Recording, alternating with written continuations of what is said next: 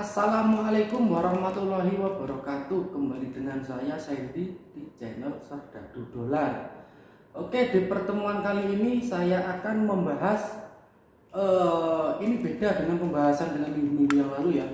Ini sebenarnya sudah lama. Kronologi lengkap kasus Isabella Guzman yang membunuh ibu kandungnya dengan tikaman 151 kali. Isabella Guzman adalah seorang gadis kelahiran 1995, diketahui melakukan pembunuhan ibu kandungnya sendiri, yaitu Yoon Mi Hoi, umurnya 47 tahun. Isabella Guzman menikam ibunya sebanyak 151 kali di bagian wajah dan leher. Kejadian itu bermula ketika Isabella Guzman berusia 18 tahun. Isabella Guzman melancarkan aksinya di rumah ibunya di blok 2600 Jalan South 5. Perempuan asal Colorado, Amerika Serikat itu dituduh membunuh ibunya di rumah pada tahun 2013, yaitu lebih tepatnya 28 Agustus 2013. Namun pada persidangan dia divonis tidak bersalah karena menderita sakit jiwa sehingga dilarikan ke rumah sakit jiwa Colorado. Kemudian pihak jaksa Georgia Brownsler mengatakan ketika melihat kasus ini terlihat pembunuhan mengerikan dan kejam oleh anak perempuan terhadap ibunya. Pihak jaksa juga menegaskan bahwa bukan hanya tentang hukuman, tapi tentang keadilan yang menyangkut mental. Tetapi sistem kami adalah sistem yang tidak hanya syarat dengan hukuman atau penjara, tapi terikat pada keadilan. Sebelum mulai pembahasannya lebih lanjut, alangkah baiknya kalian mengklik tombol like dan juga subscribe agar kalian tidak ketinggalan dengan cerita dan video selanjutnya. Yuk sekarang mulai pembahasannya. Cekidot. Ha! Oke.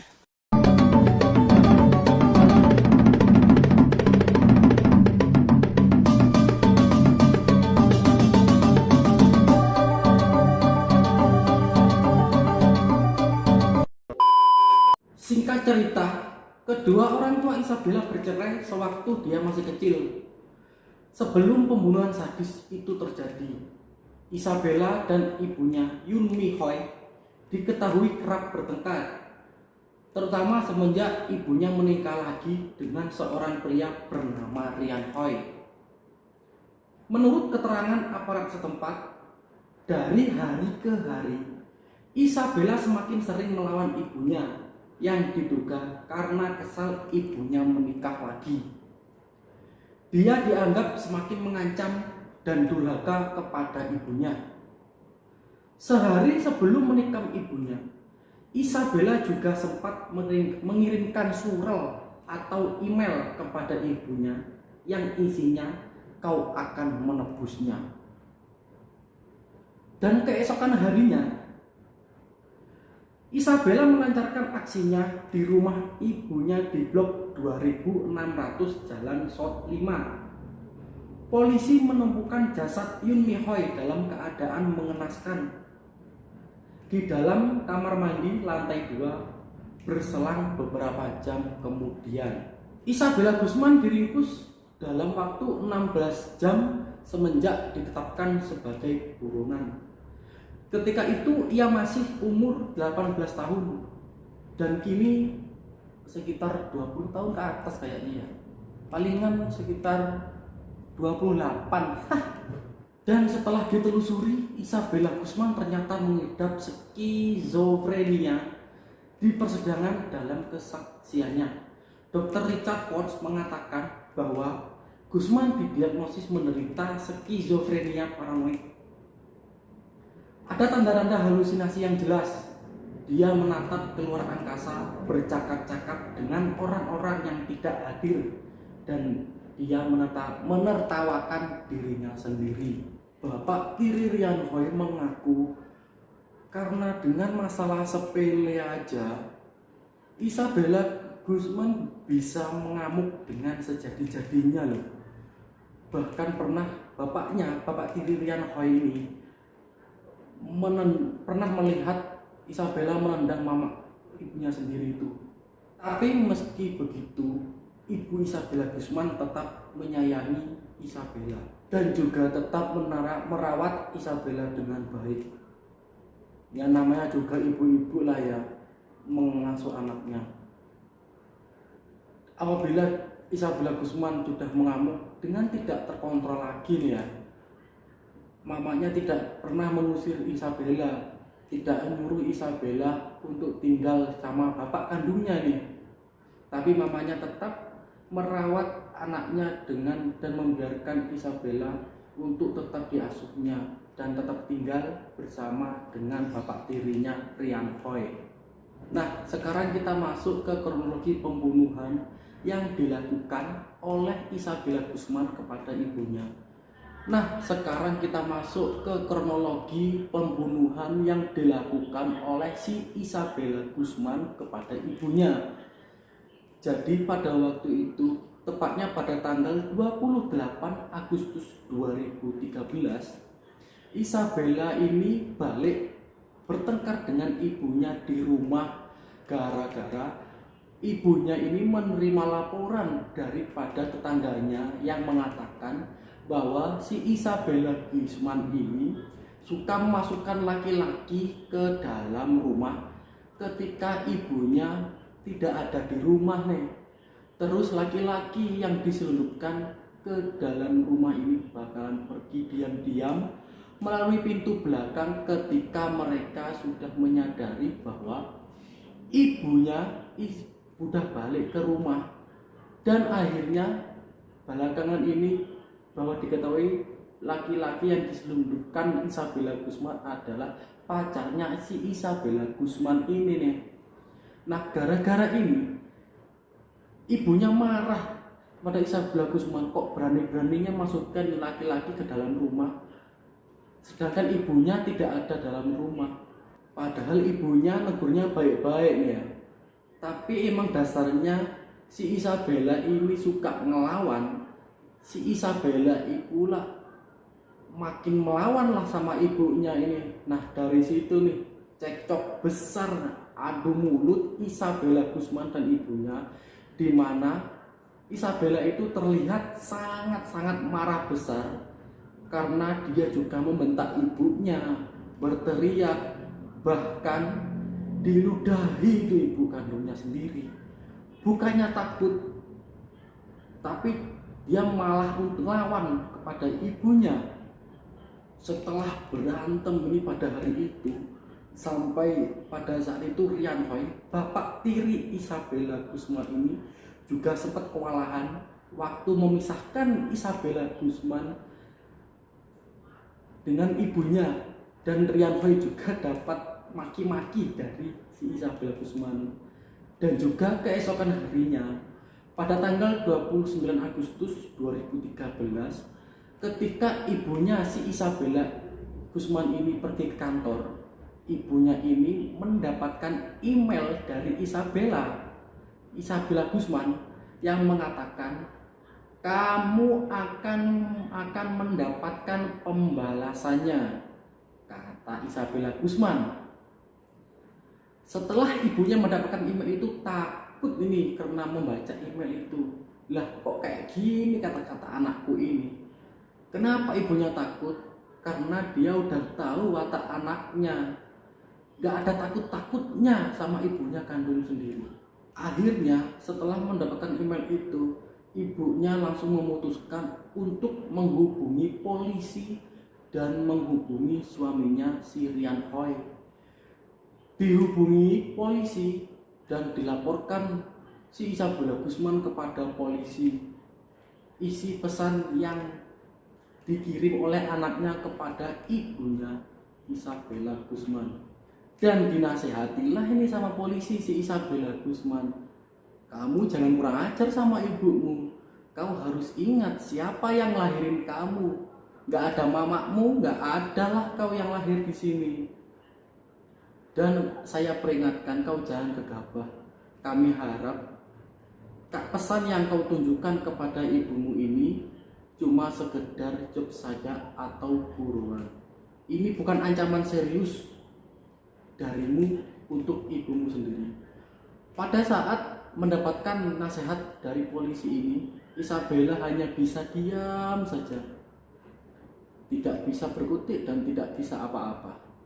Setelah polisi memberikan nasihat kepada Isabella, polisi pun pergi dan memberitahu ke ibunya, Bu, pulang saja ke rumah, anakmu sudah kami nasihati. Kalau ada apa-apa hubungi kami lagi ya, kata polisi itu. Baliklah ibunya itu ke rumahnya.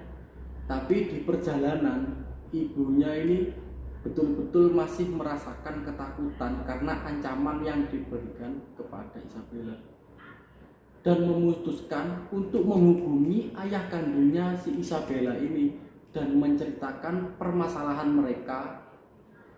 Dan ibunya bilang kepada bapaknya, Mas, aku punya firasat gak enak nih pada anak kita si Isabella. Dan ibunya menceritakan semuanya nih kepada bapaknya. Dan ibunya ini meminta kepada mantan suaminya itu untuk memberikan nasihat kepada si Isabella biar dia tidak ketakutan lagi karena dia sudah mengancam aku. Dan dihubungilah nih si Isabella sama bapak kandungnya nih. Nah, kamu jangan kayak gitu, itu ibu kandungmu, dialah yang melahirkanmu. Gak ada ibumu juga gak akan ada kamu, itu kata bapak kandungnya nih. Dan kau juga harus menghormati siapa pasangan baru ibumu, dan bagaimanapun dia tetap orang tua kamu. Dan setelah dia dinasihati oleh bapak kandungnya ini, Isabella ini menangis. Dia itu sangat membenci dengan bapak tirinya itu Sirianoy, dan mengatakan ibunya ini sangat egois karena memikirkan dirinya sendiri dan tidak memikirkan kebahagiaanku dan hanya memikirkan kebahagiaan ibunya sendiri, gitu kata Isabella. Dan kemudian di malam hari yang sama, ketika ibunya ini sudah sampai di rumah dengan rasa ketakutan dan ketar-ketir, ibunya ini masuk ke dalam rumah. Dan waktu masuk itu, ibunya ini langsung bergegas lari ke lantai 2 nih, lantai atas, dan masuk di dalam kamar mandi. Dan diduga pada saat itu si Isabella ini memang sedang menunggu ibu kandungnya ini depan dan mengejar ibunya ini sampai ke kamar mandi lantai 2 ini ya. Untuk apa? Untuk melarikan diri. Diduga seperti itu. Kenapa? Karena ngapain kau masuk ini tiba-tiba dan kamu masuk kamar mandi? Kalau emang ketakutan pasti dia suaminya dulu kan? Ini enggak ya. Tiba-tiba dia langsung masuk aja ke kamar mandi atas nih. Dan bapak Isabella Gusman ini nggak ngeh nih kalau si istrinya ini lari ke lantai atas nih. Dia lagi malam-malam, lagi makan malam nih di ruang makan.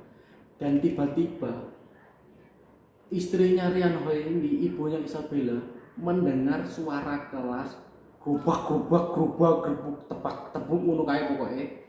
Dan diikuti dengan suara teriakan istrinya ini.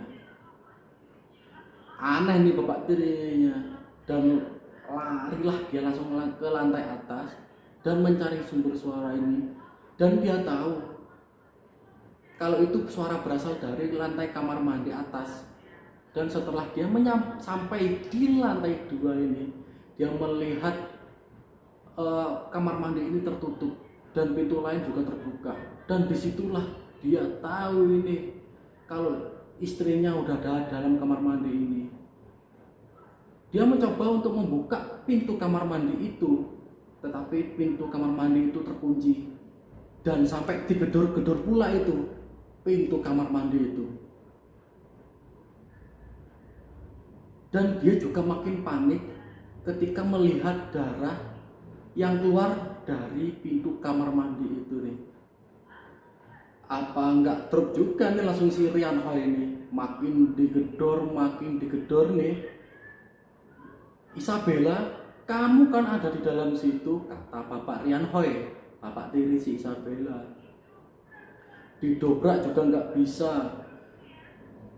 Terus setelah dia mencoba untuk mendobrak, dan jika dia makin panik juga nih ketika tidak mendengar suara ibunya, teriakan ibunya yang ada di dalam situ bersama Isabella ini. Dan Isabella tiba-tiba keluar dan membuka pintu ini dengan santainya, seret gitu katanya. Dan Isabella itu langsung keluar dari kamar mandi dengan membawa pisau yang berlumuran darah di tangannya dan berjalan keluar dengan pandangan kosong dan tangan berlumuran darah nih ya. Cukup sekian video kali ini, saya juga bingung mau bikin video apa lagi. Jangan lupa like dan juga subscribe agar kalian tidak ketinggalan dengan video selanjutnya ya. Assalamualaikum warahmatullahi wabarakatuh.